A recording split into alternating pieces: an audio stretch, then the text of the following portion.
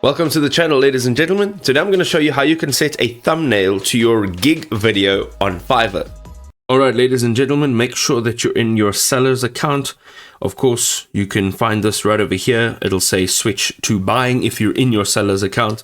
And you're going to go up to the top where it says my business. You're going to look for gigs. Now, what happens with your video is once you've uploaded a video, an image, or whatever media, it will have to go through a process.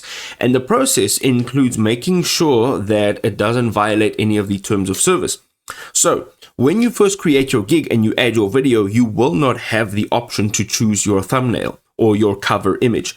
Here we are going into my business, into gigs, and here we are looking through our list of gigs, and we're going to the right hand side. You're going to use that arrow and you're going to click on edit. Now it'll open it up in a new page, and here right at the top you have your overview, pricing, description, requirements, and gallery. Now in gallery you'll find your video.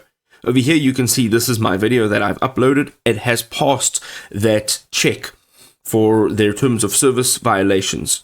You will see if it has not passed, you will not see this cover image, and you will only see a trash can option. Here you're going to go and click on the little pencil icon, and here you can push play. And as you push play, you'll go through this process, and you can actually go and just choose where you would like to actually have your preview or your thumbnail grabbed from. So let's say it's right over here at 16 seconds. Go and click on set as preview.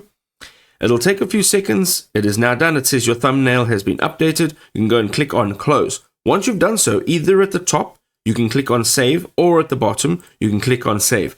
This will save your changes, and now it will be updated. I hope this was helpful.